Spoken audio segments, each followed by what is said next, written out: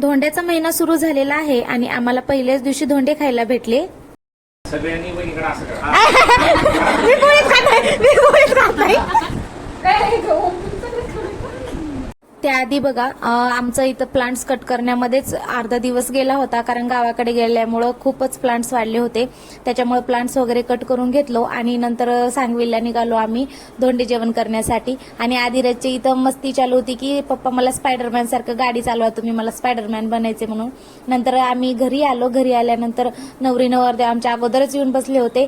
नंतर जेवणाची तयारी सुरू झाली. मी पापड रस वगैरे सगळं तयार करून घेतले आणि आमच्या नवरीने इथे धोंडे तळून घेतली आणि नंतर आम्ही मस्तपैकी असं जेवण करायला घेतलो.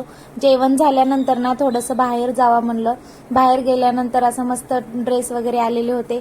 एक ड्रेस घेतला मी. नवरी नवरदेवाला गडंगण जेवायला केलं होतं आणि गडंगण म्हणल्यास आहेर असतोच. आहेर वगैरे झाला आणि आम्ही नंतर घरी निघालो. असा होता आजचा दिवस. चला भेटूया, बाय.